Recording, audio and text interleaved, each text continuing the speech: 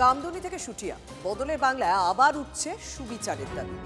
বরুণ বিশ্বাস হত্যার ফাইল পুনরায় খোলার আর্জি। মুখ্যমন্ত্রী ও বনগাঁ পুলিশ সুপারকে চিঠি বরুণ বিশ্বাসের পরিবারে।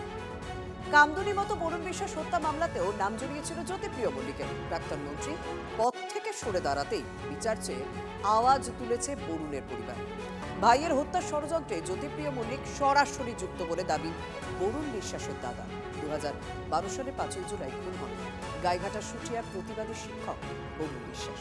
কামদুনি কাণ্ডের মতো বরুণের মৃত্যু মামলাতেও বিচার প্রক্রিয়ার দেরি নিয়ে প্রশ্ন উঠে।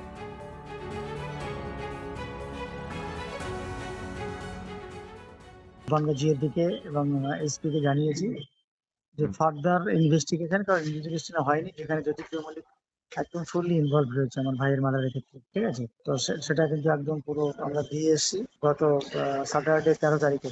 পরিষ্কার আমার ভাইয়ের মার্ডারের সঙ্গে সম্পূর্ণভাবে যুক্ত এবং মার্ডারটা অর্গানাইজ করেছিলেন ওনার খাদ্য দপ্তরে বসে। ওনার তৎকালীন যে সহায়ক ছিল ধানেশ নারায়ণ গুহ, ঠাকুরনগরে বাড়ি।